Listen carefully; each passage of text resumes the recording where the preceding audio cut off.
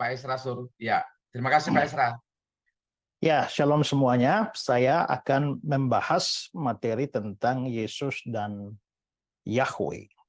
Dan dalam studi biblika, historis, dan teologis. Dan mohon maaf bahwa materi yang saya persiapkan agak panjang, sehingga mungkin tidak akan selesai. Dan karena itulah saya akan, beberapa bagian saya akan secara singkat saja melewatinya, supaya inti daripada pembahasan yang dimaksudkan di dalam tema ini itu bisa tersampaikan. Nanti kalau bisa ada yang membutuhkan materi lengkapnya, itu bisa diberikan. Nah, saudara-saudara, ini penting untuk dibahas berkaitan dengan ajaran-ajaran terkini soal kristologi yang menolak Yesus sebagai Yahweh dan hanya menganggap bahwa Yesus itu adalah wadah dari Yahweh, perwakilan Yahweh, kesusupan Yahweh. Karena itulah maka kita akan berbicara hari ini soal Yesus dan Yahweh ini. Nah, secara singkat saya ingin memberikan beberapa hal yang akan saya bahas. Nah, pertama itu adalah soal nama Yesus dan nama Yahweh ini. Dan kalau kita berbicara soal Yahweh, ini bisa banyak hal yang dibahas, tapi saya ingin berikan secara singkat. Nah, nama Yahweh dengan tetragrammaton dalam bahasa Ibrani Yod-He-Waw-He itu pertama kali diperkenalkan oleh Allah saat menjawab pertanyaan Musa tentang namanya, ya, bagaimana tentang namanya di dalam ayat 13, lalu di ayat 14 dikatakan bahwa firman Allah kepada Musa, "Aku adalah aku. Aku adalah aku, beginilah kau katakan pada orang Israel, akulah aku telah mengutus aku padamu." Lalu muncul di ayat 15, itu nama YHWH ini. Nah, dari teks inilah kita bisa melihat bahwa nama Yahweh diperkenalkan. Nah, kalau kita melihat akhir dari ayat 15, itu dikatakan, "Itulah namaku untuk selama-lamanya, dan itulah sebutanku turun-temurun." Nah, ini penting karena jika kita mempelajari nama-nama Allah seperti El, Eloah, Elohim, ternyata nama-nama itu selain dipakai untuk nama Allah yang sejati, juga dipakai untuk nama yang bukan sungguh-sungguh Allah. Berhala-berhala, ya, atau manusia-manusia tertentu seperti hakim-hakim, mereka bisa disebut dengan istilah El, Eloah, atau Elohim. Tapi tidak dengan Yahweh ini. Ya. Dengan kata lain kita bisa mengatakan bahwa Yahweh adalah nama Allah yang sesungguhnya. Dan yang menarik untuk diperhatikan ini adalah bahwa nama Yahweh ini muncul di dalam ayat 15 seperti saya katakan tadi untuk menjawab pertanyaan Musa ketika Allah menjawab, "Aku adalah aku." Aku adalah aku di ayat 14, lalu ayat 15 muncul Yod-He-Waw-He. Ya. Nah, menarik bahwa aku adalah aku, Ehyeh Asher Ehyeh, lalu menjadi Yahweh. Bagaimana hubungan antara Ehyeh Asher Ehyeh dengan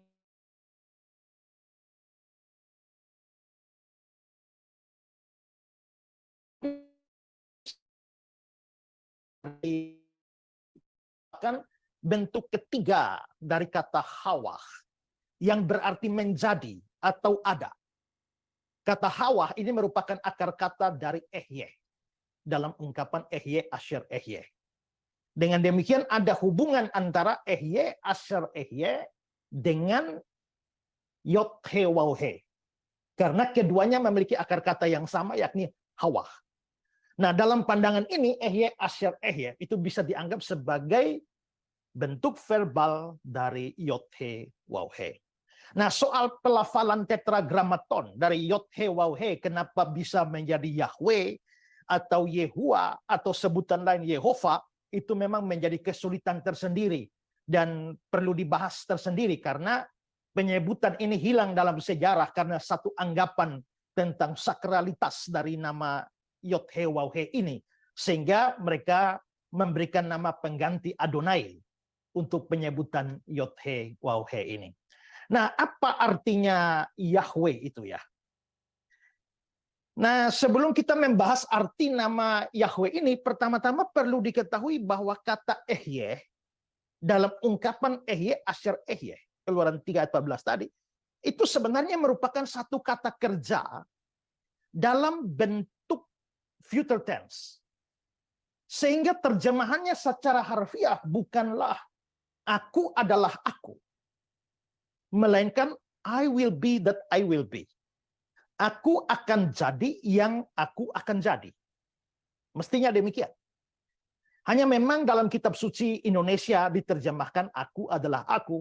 Juga banyak kitab suci bahasa Inggris menerjemahkan dengan bukan dengan bentuk future tense, tapi menggunakan present tense. Misalnya versi King James, Authorized Version, Revised Standard Version, New International Version, New American Standard Bible, semua menerjemahkan I am who, atau that I am. Nah, tapi sebenarnya tidak terlalu soal ketika penerjemahan Ehyeh Asher Ehyeh dalam future tense diterjemahkan dalam bentuk present. John Calvin itu mengatakan bahwa kata kerjanya dalam bahasa Ibrani adalah dalam bentuk yang akan datang. Aku akan jadi yang aku akan jadi. Tetapi itu mempunyai kekuatan yang sama seperti bentuk presentnya, kecuali bahwa itu menunjukkan jangka waktu yang terus-menerus atau kekal. Maka dengan demikian sebenarnya yang terpenting dalam nama ini adalah pernyataan sifat dari penyandang nama itu. Seperti kata Elikot. Umumnya diasumsikan bahwa ini diberikan kepada Musa sebagai nama lengkap Tuhan. Namun mungkin ini justru merupakan pernyataan tentang sifatnya yang dalam dan misterius. Aku adalah yang aku adalah. Sifatku yaitu tidak dapat dinyatakan dengan kata-kata, tidak dapat dikonsepsikan dengan pemikiran manusia. Aku adalah yang menyeratkan seluruh sifatku yang tak terpahami dalam keberadaanku. Aku ada. Seperti hal lainnya, tidak ada dengan keharusan, kekekalan, dan realitas. Jika aku harus memberikan nama diriku yang mencerminkan sifatku, sejauh bahasa dapat, biarkanlah aku dipanggil aku adalah. Jadi sebenarnya di balik nama Yahweh itu sebenarnya adalah sebuah pernyataan tentang sifat dari pemilik atau penyandang nama. Nah, kalau begitu apa artinya Yahweh ini? Nah, Louis Berkhof bilang artinya dijelaskan dalam Keluaran 3:14. Aku adalah aku atau aku akan jadi apa yang aku akan jadi. Ditafsirkan demikian, nama ini menunjuk pada ketidakberubahan dari Allah. Tapi bukan ketidakberubahan dalam hakikatnya yang disoroti, tapi ketidakberubahan dalam hubungannya dengan umatnya. Juga ada pandangan dari Hoeksma, tapi saya lewati ini. Nah, Matthew Paul itu menggambarkan makna yang terkandung dalam ayat ini dengan mengacu pada 3 hal. Pertama, soal kenyataan keberadaannya. Itu kontras dengan berhala yang sebenarnya tidak ada. Segala ilah yang hanya ada dalam hayalan dan pikiran manusia. Kedua, itu merujuk pada kekekalan dan ketidakberubahan. Ya. Sementara semua makhluk yang lain pernah ada satu titik atau satu masa di mana mereka tidak ada. Mereka punya permulaan. Sedangkan nama ini, jika ia berkehendak, dia tidak berkehendak, maka semua tidak ada atau tidak ada lagi. Semua keberadaan itu berasal dari dirinya sebagai Sang Maha Ada. Ya. Hanya dia yang tidak membutuhkan pengada di dalam keberadaannya.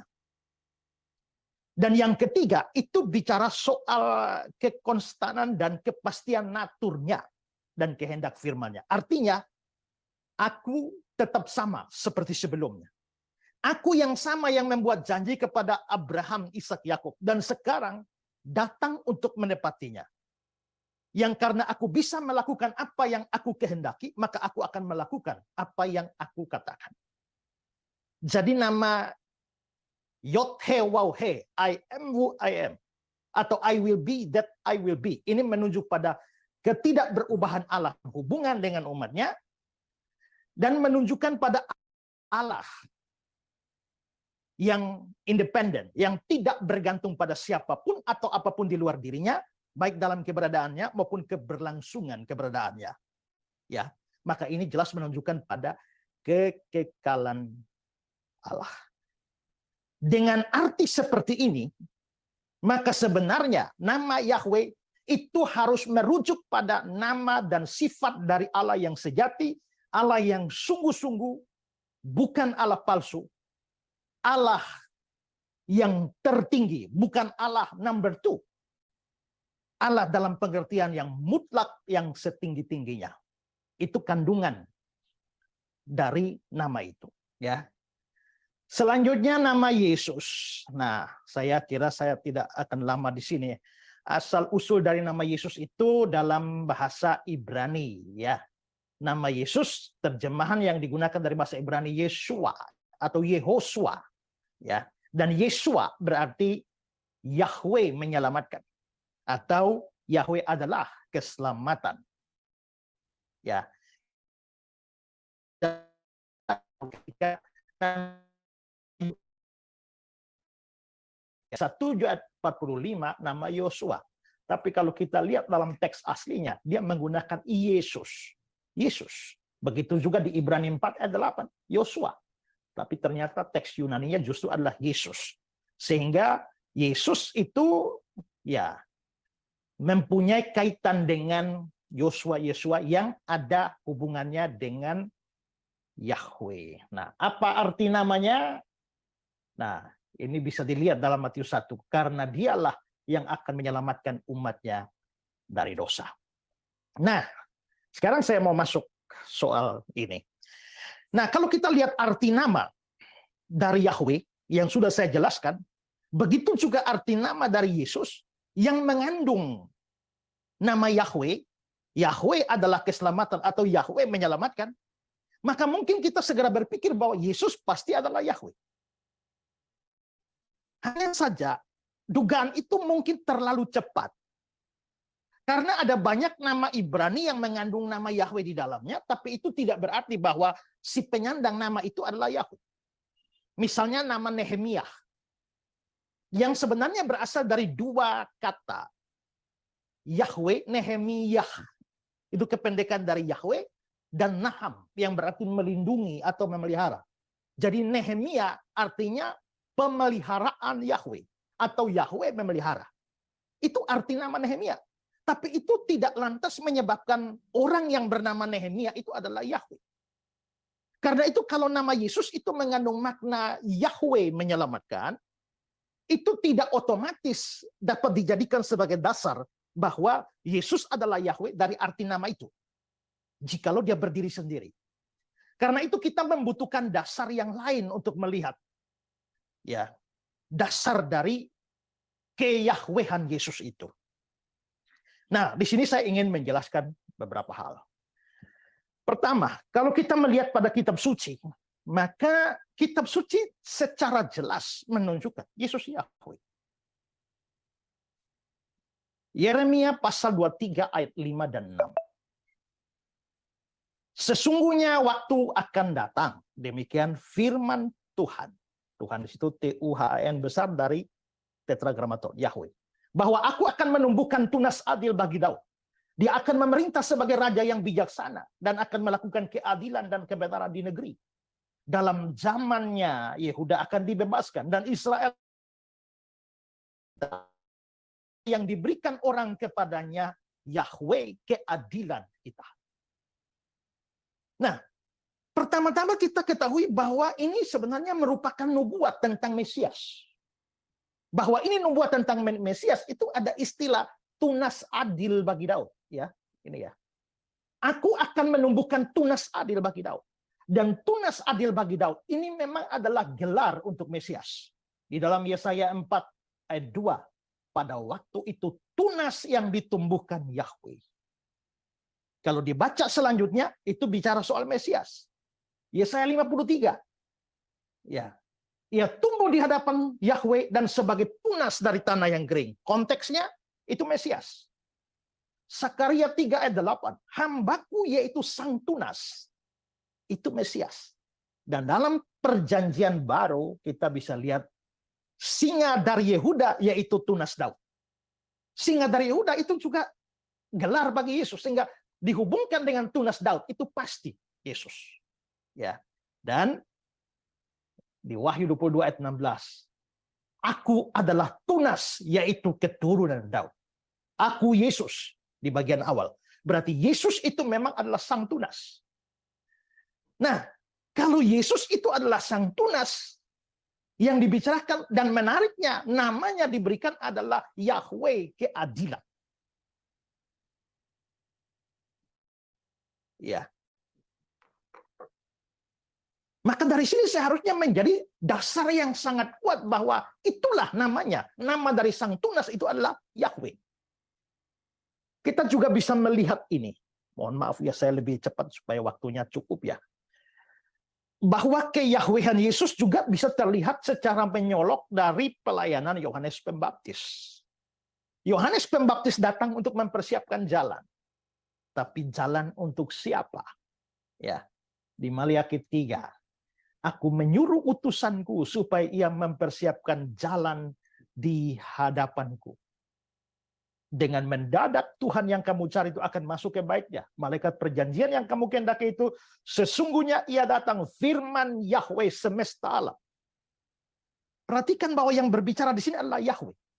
Utusannya itu pasti Yohanes Pembaptis. Dan Yohanes Pembaptis mempersiapkan jalan bagi Yahweh.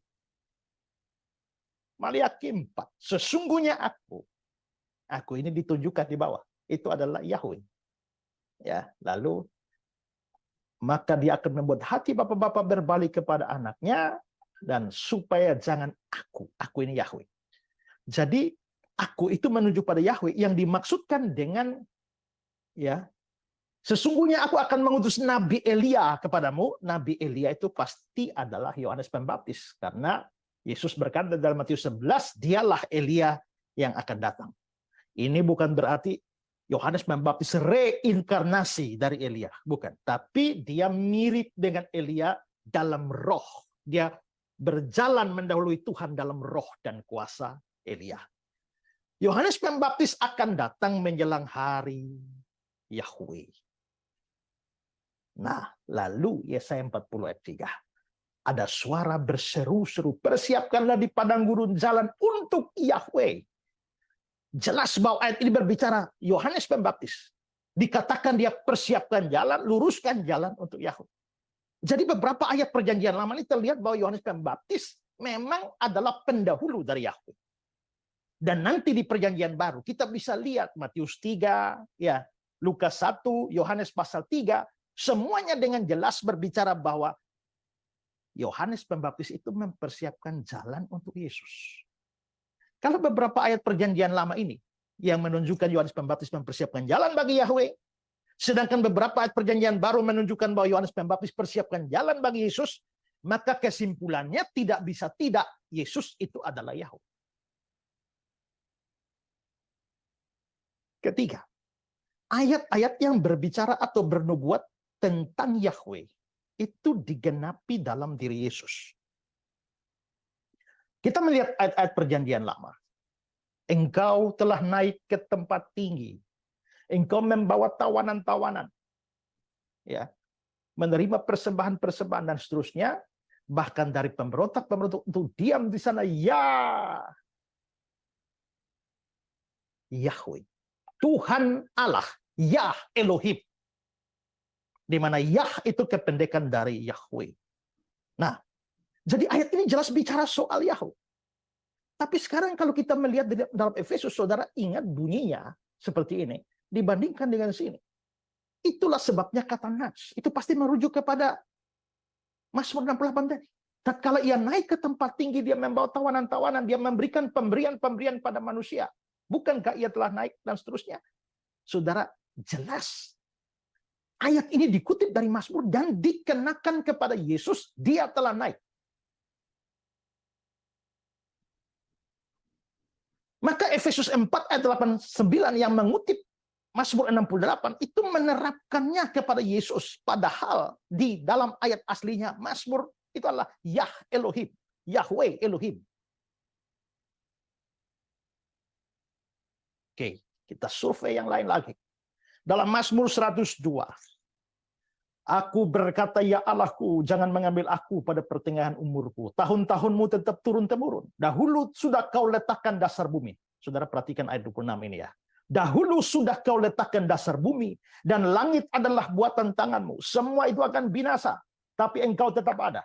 Semua menjadi usang seperti pakaian, seperti jubah engkau mengubah mereka. Mereka berubah, tapi engkau tetap sama, dan tahun-tahunmu tidak berkesudahan. Saudara, ini jelas kata-kata yang diucapkan oleh pemazmur ini. Itu ucapan kepada Yahweh. Dari mana kita tahu? Dari konteksnya. Ini Mazmur 102 ayat 25. Kalau kita mundur ke awal, kita akan ketemu ayat 2. Yahweh, dengarlah doaku. Ayat 13, tetapi engkau ya Yahweh. Jadi memang berarti Mazmur 102 itu bicara, yang ayat 25-28 tadi, itu bicara soal Yahweh. Yahweh lah yang menciptakan, yang meletakkan dasar itu buatan tangan Yahweh. Semua itu akan binasa, ciptaan siapa, tapi Yahweh tetap ada. Semua jadi usang. Tapi Yahweh tetap sama, tahun-tahunnya tidak berkesudahan. Yang menarik adalah penulis surat Ibrani ketika berbicara, Ibrani 1, tetapi tentang anak. Mestinya terjemahannya bukan tentang anak, unto the son, tetapi kepada anak. Anak ini pasti Yesus. Tahtamu ya Allah tetap untuk seterusnya dan selamanya. Tongkat kerajaanmu, tongkat kebenaran. Engkau mencintai keadilan, membenci kefasikan. Sebab itu Allah Allahmu mengurapi engkau. Lalu perhatikan ayat 10. Dan pada mulanya ya Tuhan, engkau telah meletakkan dasar bumi dan langit adalah buatan tanganmu. Semua akan binasa tetapi engkau tetap ada. Semua menjadi usang seperti pakaian. Seperti jubah engkau gulungkan mereka. Seperti persalinan mereka diubah. Tetapi engkau tetap sama. Tahun-tahunmu tidak berkesudahan. Ini apa? Ini kepada anak. Berarti ayat yang di Mazmur itu adalah ayat yang berkenaan dengan Yahweh. Itu ternyata diterapkan kepada Yesus, dan siapa yang menerapkannya? Ayat 8. Tetapi kepada anak, dia berkata, sang Bapa berkata. Bapa sendiri mengatakan itu. Maka Albert Barnes mengatakan dalam Mazmur itu tidak ada keraguan bahwa Yahweh lah yang dimaksudkan. Karena nama Yahweh digunakan dalam ayat 2 ayat 13, dan karena ia disebut sebagai sang pencipta segala sesuatu dan sebagai tidak berubah. Tidak seorang pun yang membaca Mazmur ini bisa meragukan bahwa itu menunjuk pada Allah, Yahweh. Dan jika sang rasul, maksudnya penulis surat Ibrani, bermaksud untuk menerapkannya kepada Tuhan Yesus, itu membuktikan secara paling meyakinkan bahwa dia adalah ilahi, atau dia adalah Allah. Ya saya enak. Dalam tahun matinya Raja Usia, aku melihat Tuhan. Jadi ya saya melihat Tuhan. Lalu di ayat 3. Dan mereka berseru seorang kepada lain, kudus, kudus, kuduslah Yahweh. Nanti di ayat yang kelima, mataku telah melihat sang Raja, yakni Yahweh.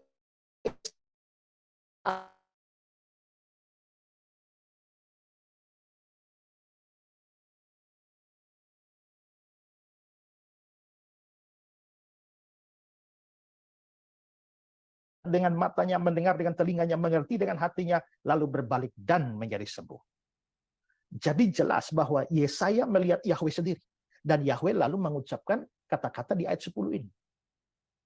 Nah, kalau kita melihat ke perjanjian baru, Yohanes 12. Ini tentang Yesus. Meskipun Yesus mengadakan begitu banyak mujizat di depan mata mereka, namun mereka tidak percaya kepadanya. Supaya genap firman yang disampaikan Nabi Yesaya, pasti tadi, ayat yang Yesaya 6 tadi. Nah, saudara lihat kalimatnya sama. Dia telah membutakan mata dan mendikirkan hati mereka, supaya mereka jangan melihat dengan mata dan menganggap dengan hati, lalu berbalik sehingga aku menyembuhkan mereka. Ya, Yohanes 12 itu jelas mengutip Yesaya 6 ayat 10. Jadi kedua ayat itu jelas sangat dekat hubungannya. Tapi kalau dalam Yesaya 6, Yesaya melihat Yahweh, maka dalam Yohanes 12 ayat 1 dikatakan bahwa Yesaya telah melihat kemuliaannya. Ya, Yesaya telah melihat kemuliaannya. Ayat 41.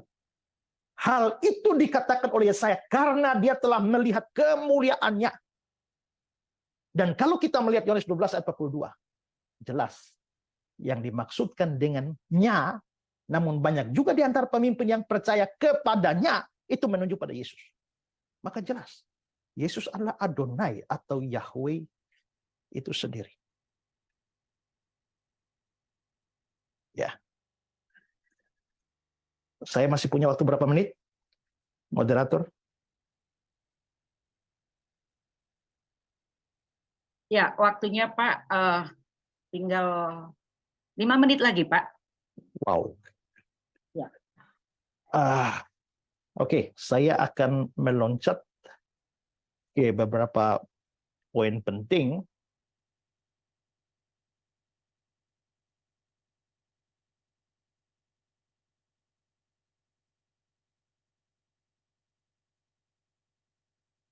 Oke, jabatan-jabatan atau gelar-gelar sebutan untuk Yahweh dalam perjanjian lama ternyata dipakai oleh Yesus. Yahweh adalah hakim yang mengadili. Itu adalah gelar buat Yahweh. Ya, tapi ternyata dipakai oleh Yesus. Nanti ayatnya akan saya tunjukkan. Yahweh adalah gembala umatnya dan itu dipakai oleh Yesus. Selanjutnya adalah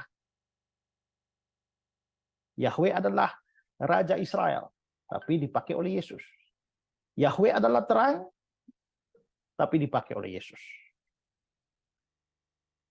Lalu Yahweh adalah juru selamat dan dipakai oleh Yesus.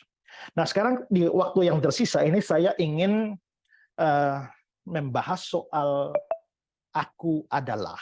Ya, nanti materi lengkap akan diberikan supaya tidak buang waktu. Nah, kalau kita membaca di dalam Injil Yohanes, kita akan menemukan ada dua kelompok I am, aku adalah. Kelompok yang pertama itu adalah Yesus menyebut I am, aku adalah, tapi dihubungkan atau diikuti dengan sebuah penggambaran tentang Yesus. Ya, misalnya, akulah roti hidup. Mestinya aku adalah roti hidup. I am the light of the world. Aku adalah terang dunia. Aku adalah diikuti dengan terang dunia. Akulah pintu, diikuti oleh pintu. Akulah gembala yang baik. Ada gembala yang baik yang mengikutinya. Aku adalah kebangkitan dan hidup. Akulah jalan kebenaran dan hidup. Aku adalah pokok anggur. Tetapi di dalam kelompok yang selanjutnya itu adalah penggunaan I am. Aku adalah. Tapi tidak diikuti oleh penggambaran apapun. Ya. Misalnya di dalam Yohanes 8, akulah dia. Itu mestinya terjemahan ini adalah ego eimi. Ya. Akulah dia. Aku telah ada, akulah dia. Nah, saya mau langsung ke ini. Hubungan ayat-ayat yang menggunakan ego eimi. Ini dengan Keluaran 3. Ayat 14 yang sudah kita lihat tadi ada aku adalah aku. Nah, di dalam Keluaran 3 ayat 14, ini kata akulah aku telah mengutus aku padamu. Ini mungkin agak rancu terjemahan dari LAI ini. Dalam NIV dia bilang, I am has sent me to you. Aku adalah telah mengutus aku kepadamu. Bukan akulah aku, tapi aku adalah telah mengutus aku kepadamu. Nah, kata I am has sent me to you, itu kependekan dari I am who I am. Yang dipakai di dalam ya Ehye Asyar Ehye itu ya. Nah, lalu dalam Keluaran 3:15 dikatakan bahwa Allah atau Yahweh disebutkan setelah Ehye Asyir Ehye tadi. Jadi ada hubungan erat antara I am atau I am who I am dengan nama Yahweh. Seperti kata Albert Barnes. Ini sesuai dengan tepat dengan ayat sebelumnya, aku adalah, dan Yahweh itu memiliki arti yang sama. Nah, karena itulah maka dalam Septuaginta ketika menerjemahkan kata Ehye yang pertama, karena ada Ehye Asyir Ehye, berarti 2 kali Ehye muncul. Untuk yang pertama itu diterjemahkan ego eimi. Ego eimi hoon. Nah, saudara-saudara, ego eimi aku adalah tanpa diikuti dengan penggambaran selanjutnya. Itu dipercaya sebagai ungkapan yang setara dengan Yahweh yang menerjemahkan Ehye tadi dalam bahasa Ibrani. Nah, butuh cukup banyak waktu untuk menjelaskan soal ayat-ayat itu yang tanpa penggambaran selanjutnya. Tapi saya hanya mau bahas satu saja. Kata Yesus kepada mereka, aku berkata kepadamu, sesungguhnya sebelum Abraham jadi, aku telah ada. Nah, kata-kata aku telah ada ini terjemahannya juga tidak terlalu tepat. Before Abraham was I am. Sebelum Abraham ada, aku ada. Atau versi New American Standard Bible, before Abraham was born, I am. Aku ada. Bukan aku telah ada.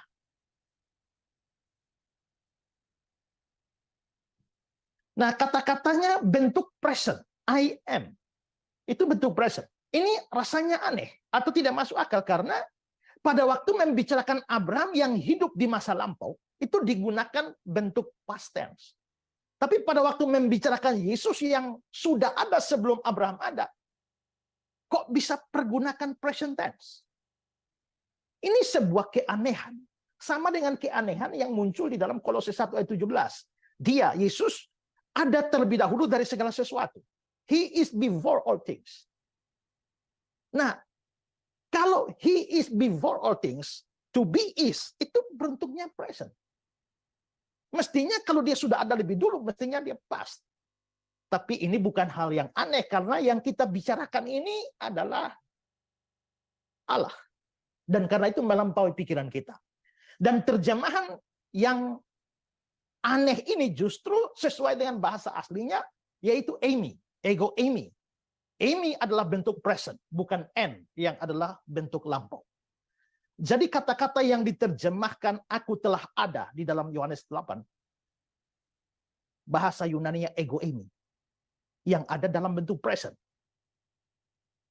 Karena itu tidak bisa diterjemahkan aku telah ada, tapi aku ada.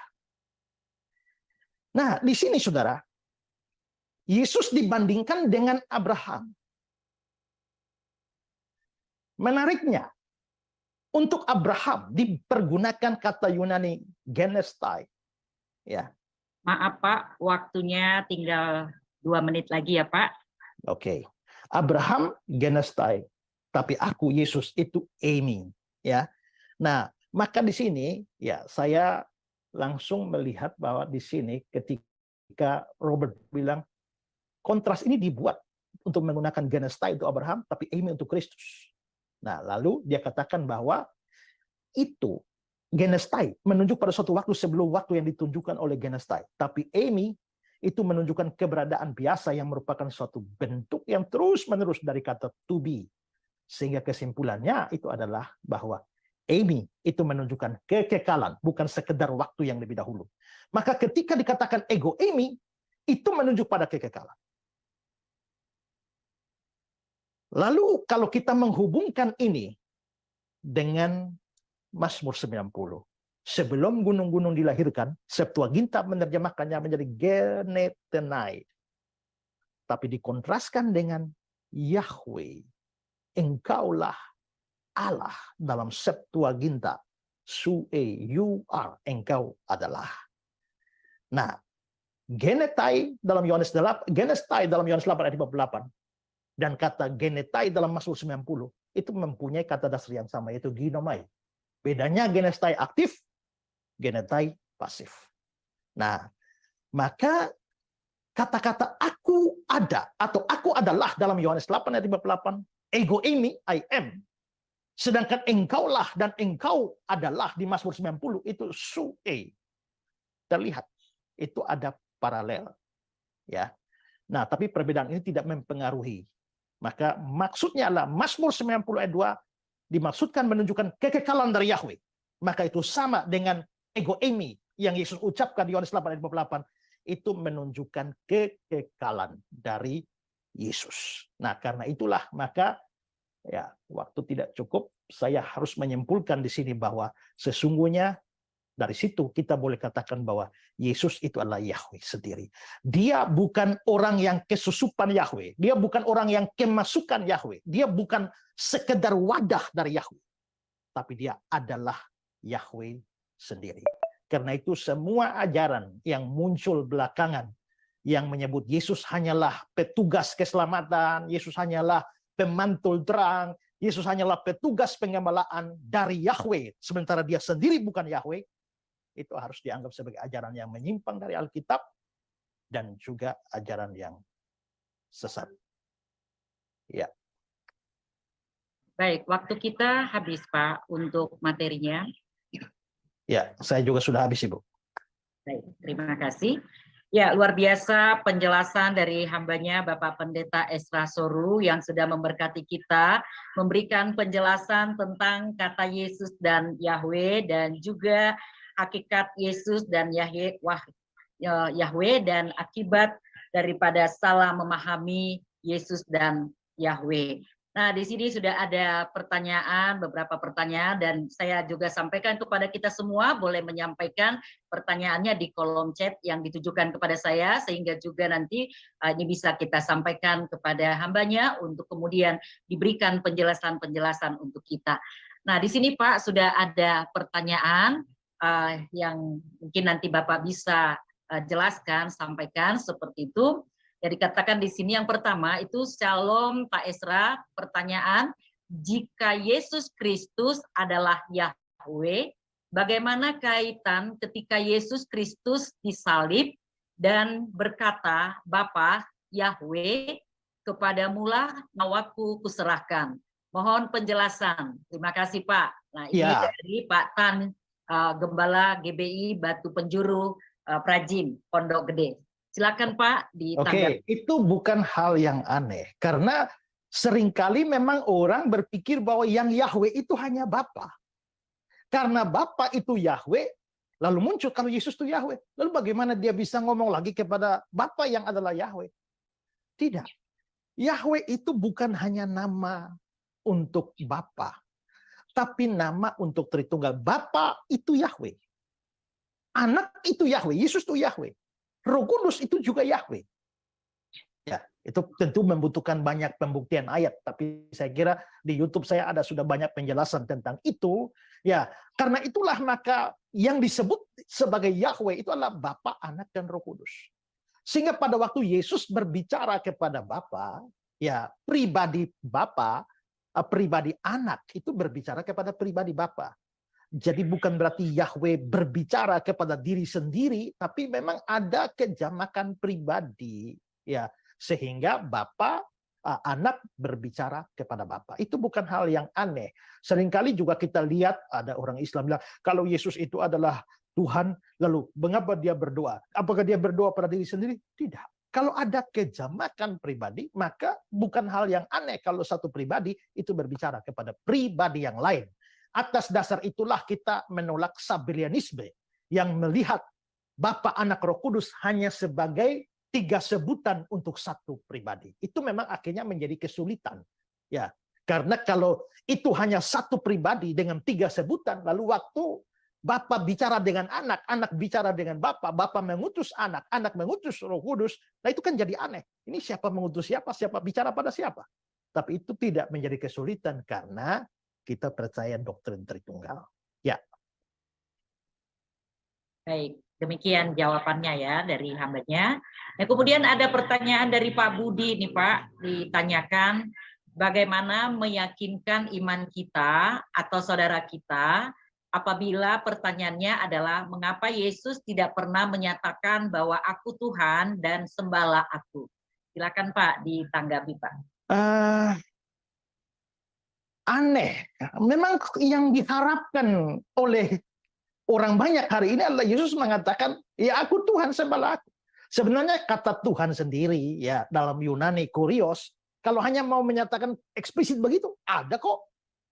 Yohanes pasal 13, Yesus bilang, kamu menyebut aku guru dan Tuhan, dan memang akulah guru dan Tuhan. Hanya kalau kita gunakan itu lalu menjadi problem, karena kurios itu bisa diterjemahkan sebagai Tuhan, bisa diterjemahkan sebagai Tuhan, tergantung dari konteksnya. Ya, sehingga memang akhirnya bisa menjadi ambigu kalau kita menggunakan dasar itu. Mungkin orang bertanya, kenapa Yesus tidak mengatakan, aku Allah, sembahlah aku? Kita mungkin mengharapkan seandainya pernyataan seperti itu pernah dikeluarkan oleh Yesus, kita senang harusnya ya. Hanya memang konteks pada masa itu tidak bisa seperti itu. Ya, jikalau ada orang yang berdiri pada zaman itu dan menganggap akulah Allah, sembahlah aku, ini orang gila itu. Selain itu, kita juga harus melihat bahwa keyakinan kita terhadap identitas Kristus itu tidak hanya keluar dari pernyataan Kristus, tetapi pernyataan dari orang-orang yang ada di sekitar Kristus. Seringkali orang bilang, oh, Yesus bukan Allah, Yesus bukan Yahweh, dan sebagainya. Ya, yang ngomong seperti itu siapa dan tahun berapa hidupnya, pernah ketemu Yesus, pernah makan sama Yesus, pernah diajar langsung oleh Yesus? Enggak pernah. Ketemu Yesus juga tidak. Tapi Yohanes, ya, Petrus, dan murid-murid Thomas, ya Tuhanku dan Allahku, semua memberi kesaksian.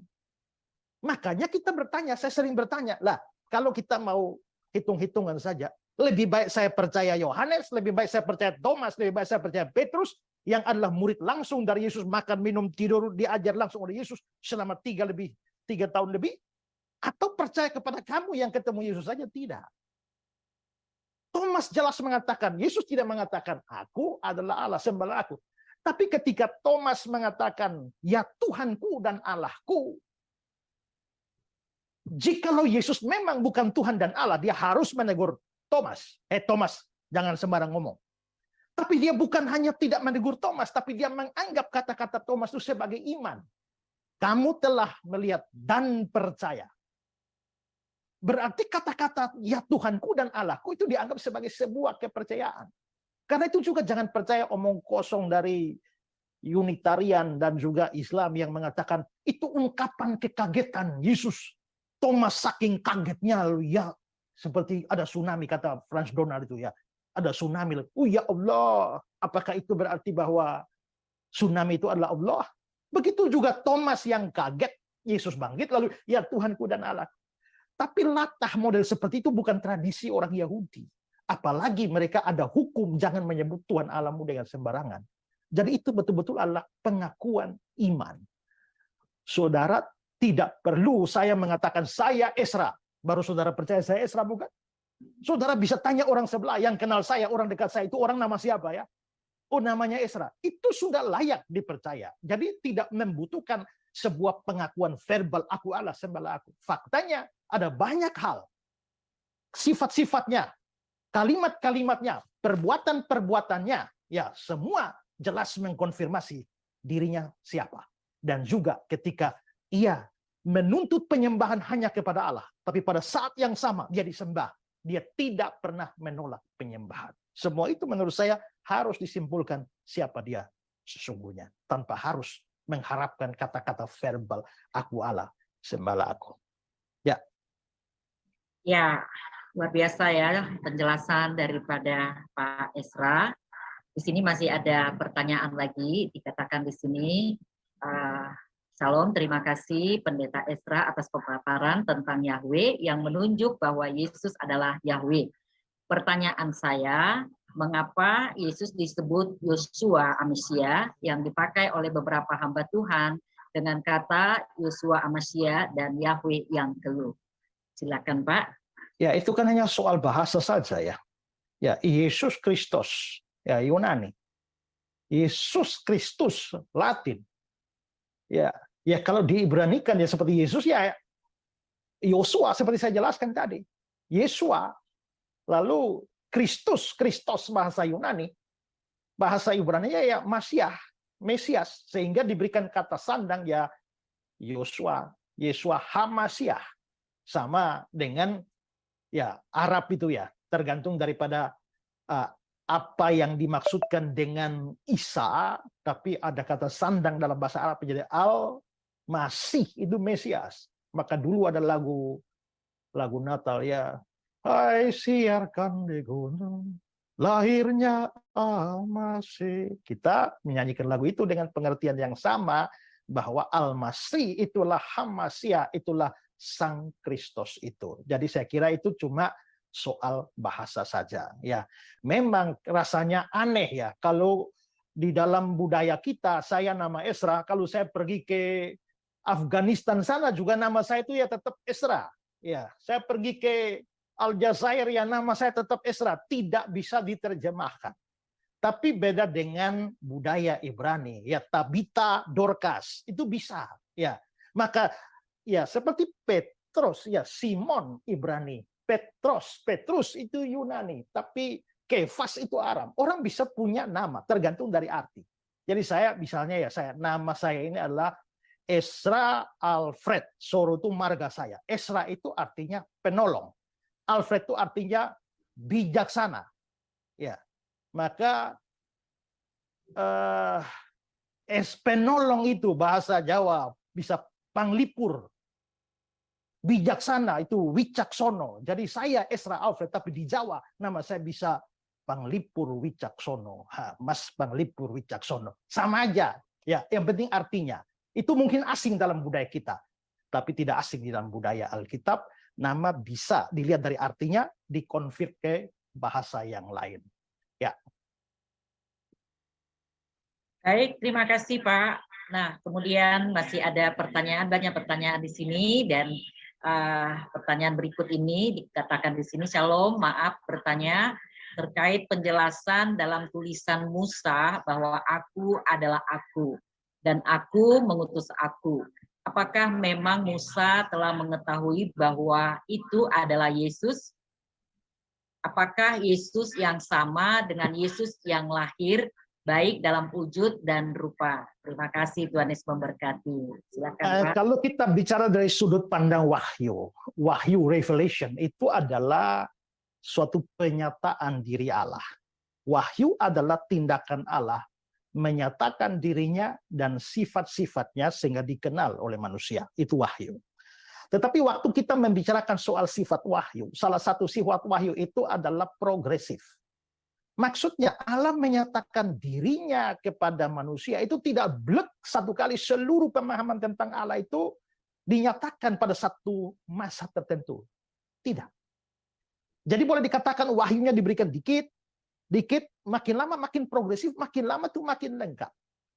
Sehingga wahyu, itulah sebabnya juga kita bisa melihat bahwa konsep tentang Allah Tritunggal itu baru menjadi jelas dan lengkap itu pada masa Perjanjian Baru. Mengharapkan konsep Tritunggal dipercaya oleh orang Perjanjian Lama itu mustahil. Mengapa? Karena wahyu belum lengkap. Wahyu itu progresif. Nah, sehingga apakah kita bisa melihat bahwa nabi-nabi seperti Musa dan lain-lain itu mereka mengenal Yesus, orang yang bernama Yesus yang adalah hasil inkarnasi dari Logos di dalam sejarah, itu juga mungkin tidak. Ya. Mereka mungkin hanya mengenal dia di dalam nubuatan-nubuatan. Mereka bernubuat tentang datangnya Mesias.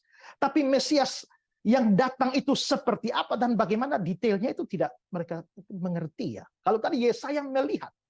Nah, contohnya di dalam Yesaya 9 ayat yang ke-5, seorang anak telah diberikan bagi kita, seorang putra telah dilahirkan bagi kita. Nah, saya menggunakan ayat itu sebagai dasar bahwa Yesus itu adalah Allah. Nah, karena mereka bilang, oh Yesus itu baru diangkat jadi Tuhan, jadi Allah di Konsili Nisea tahun 325. Nanti sebentar seperti apa Konsili Nisea mungkin Pak Dani Biantoro akan bahas dengan konsili-konsili ya. Karena ada orang termasuk Pak Erastus juga yang menuduh bahwa Yesus diangkat sehakikat dengan Allah Bapa itu dari konspirasi di Konsili Nisea. Itu persis seperti saksi Yehova, persis seperti Islam itu ya. Nah, tetapi kita bisa melihat saya menggunakan itu. Dia waktu lahir, itu hari ini telah lahir bagimu Kristus Tuhan.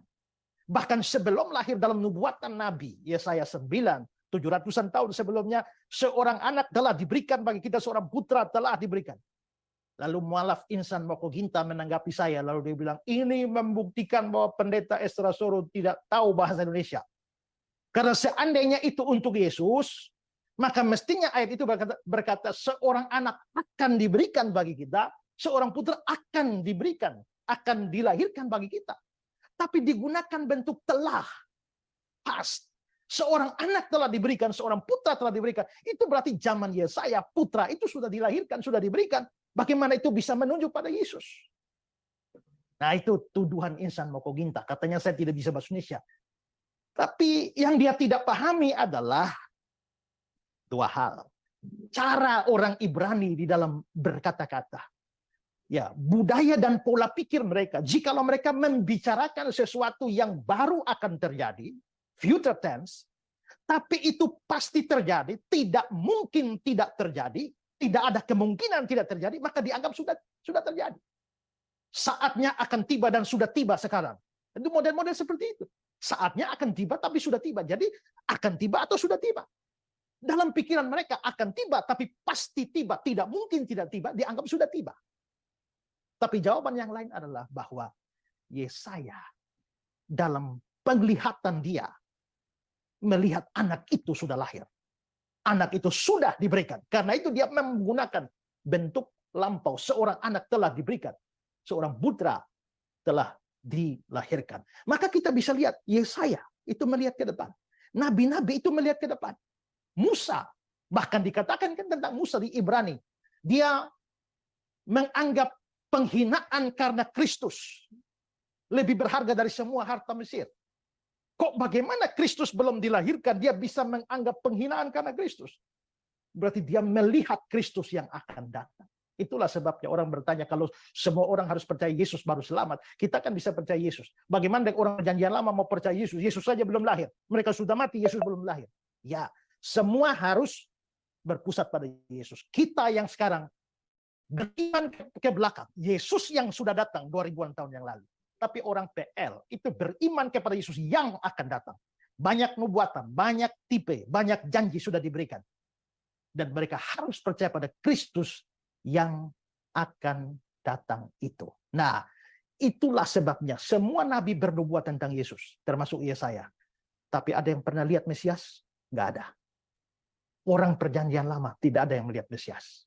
Tapi Yohanes Pembaptis, nabi perjanjian lama, tapi dia punya keistimewaan karena dia bisa melihat Mesias hadir di bumi. Itulah sebabnya dikatakan bahwa dari antara seluruh orang yang lahir dari rahim seorang perempuan, tidak ada yang lebih besar dari Yohanes Pembaptis. Karena dia nabi istimewa, nabi perjanjian lama, tapi dapat keistimewaan melihat Kristus. Jadi kalau mau dikatakan apakah Musa pada waktu dia bicara tentang Ehye, Asyar, Ehye, Yahweh itu, apakah dia tahu itu Yesus? Mungkin terlalu jauh kita mengatakan demikian. Karena wahyu itu belum lengkap. Kita bersyukur. Orang Yahudi hanya punya perjanjian lama. Gambaran-gambaran banyak.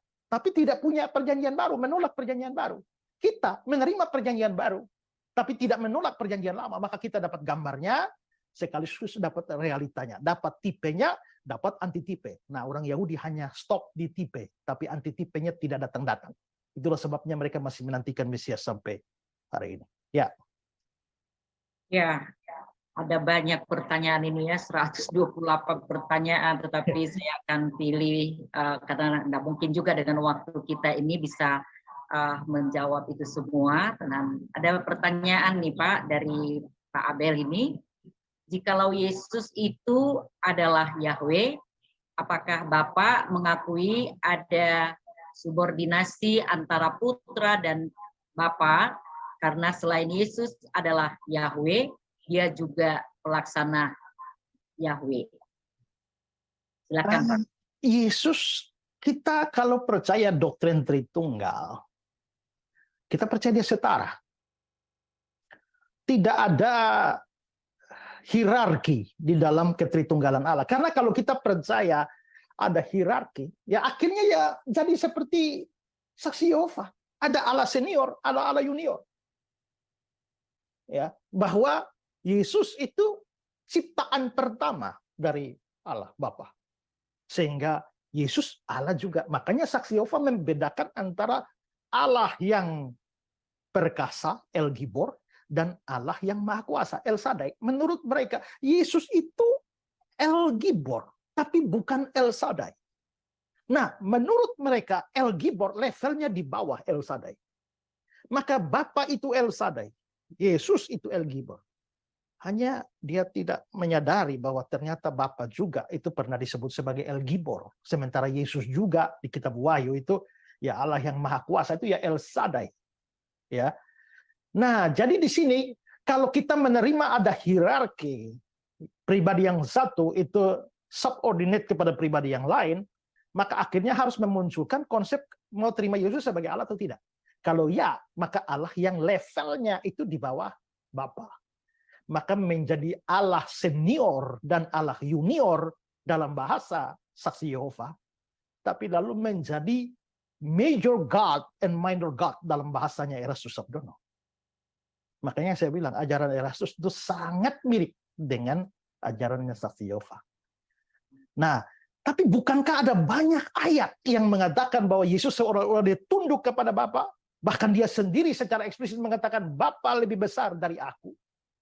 Nah, ayat-ayat itu harus dipahami dalam konteks inkarnasi, bahwa memang di dalam inkarnasi penjelmaan yang juga ditolak oleh Erastus, ya, di dalam konteks inkarnasi anak sedang merendahkan diri, tapi perendahan diri anak itu tidak pernah membuat dia melepaskan kealahannya, kenosis, kenoo di dalam Filipi pasal 2 itu, ya, karena kalau kenosis itu dianggap sebagai dia melepaskan kealahannya, itu lalu menjadi masalah dengan ayat sebelumnya. Yesus Kristus yang walaupun dalam rupa Allah, di dalam terjemahan Indonesia, itu kekurangan satu kata sebenarnya. Who being in the form of God. Ada kata being di situ, yang bahasa Yunani-nya adalah huparkon. Dan huparkon itu merujuk kepada suatu keberadaan yang tak mungkin diubah. HP ini adalah HP saya. Bagaimana membuat HP ini menjadi bukan HP saya? Gampang itu, jual saja. Maka HP ini berhenti menjadi HP saya, lalu jadi HP orang lain. Ya, tapi bagaimana membuat mamamu menjadi bukan mamamu? Pecat dia, yang kau pecat mamamu. Ya. Bunuh dia, yang kau bunuh mamamu. Kamu tidak bisa membuat mamamu menjadi bukan mamamu. Itu huparkon. Maka Yesus Kristus who being in the form of God, artinya dia tidak bisa menjadi bukan Allah. Maka salah satu terjemahan Alkitab berkata, He always had the nature of God. Dia selalu di dalam natur Allah. Maka setelah itu dibicarakan soal kesetaraan yang walaupun dalam rupa Allah tidak menganggap kesetaraan. Ya, nanti terjemahan itu dari bahasa Yunani itu menjadi soal karena ternyata saksi Yehova dan Erastus lagi-lagi punya penerjemahan yang mirip, bahwa ia yang walaupun dalam rupa Allah tidak pernah mempertimbangkan untuk berebut kedudukan sehingga menjadi setara dengan Allah. Ya. Nah, itu problem terjemahan. Tapi di sini jadi harus dimengerti dalam konteks inkarnasi, tapi kita juga harus melihat, membedakan Yesus itu lebih rendah dari Bapa. Bapa lebih besar dari Yesus. Ya, itu pernyataan eksplisit Yesus. Tapi lebih rendah dalam hal apa? Apakah lebih rendah di dalam urusan hakikat atau di dalam urusan fungsi pada konteks inkarnasi? Oke, sekarang saya manusia. Lalu saya mengutus Pak Rubin misalnya, ke Amerika. Karena saya yang mengutus, Pak Rubin yang diutus, Pak Rubin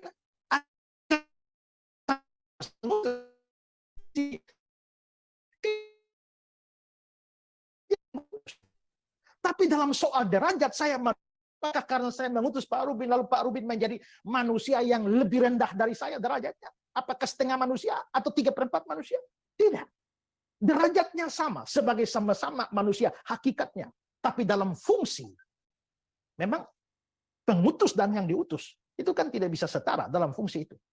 Ini sama seperti suami dan suami. Demi keteraturan, Tuhan menetapkan suami itu menjadi kepala istri. Maka istri tunduk kepada suami. Nah, kalau kita membaca istri tunduk kepada suami, Kita tidak mengatakan bahwa kalau begitu derajatnya tidak sama dan karena itulah maka suami adalah manusia senior lalu istri adalah manusia junior. Suami itu adalah manusia mayor dan istri adalah manusia minor. Tidak bisa. Ya. Jadi semua konteks itu harus diperhatikan dan ditafsirkan bersama-sama baru kita bisa mencapai suatu kesimpulan kristologis yang benar. Ingat bahwa ini bukan problem baru. Kekristenan sudah 2000-an tahun yang telah melewati begitu banyak penyesatan dan sudah diformulasikan ketika menghadapi bidat-bidat itu muncullah kredo-kredo ya dalam konsili-konsili. Dan itu menggambarkan perjalanan iman Kristen selama 2000 tahun. Kalau hari ini ada orang muncul bahwa ajaran saya tidak ditemukan dalam konsili manapun, ini lain dari lain. Artinya kamu itu aneh sendiri selama 2000 tahun. Seluruh orang Kristen di segala zaman, segala tempat itu mempunyai kredo semacam ini.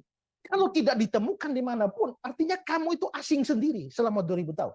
Apakah selama 2000 tahun ini, setelah 2000-an tahun ada begitu banyak orang mati, martir dan sebagainya, baru Tuhan memberikan wahyu baru kepada kamu sehingga kamu berbeda dari kekristenan 2000-an tahun? Atau kamu yang sedang melenceng dari gereja sepanjang zaman? Nah, itu yang harus kita pikirkan. Jadi tidak ada hierarki di dalam Tritunggal. Ya. Baik, terima kasih Bapak Pendeta Ezra Soru yang sudah memberikan penjelasan-penjelasan terhadap pertanyaan-pertanyaan. Dalam kesempatan ini, karena waktu kita sudah habis, maka saya minta kepada Bapak Pendeta Ezra untuk menyampaikan closing statement, Pak. Silakan, Pak.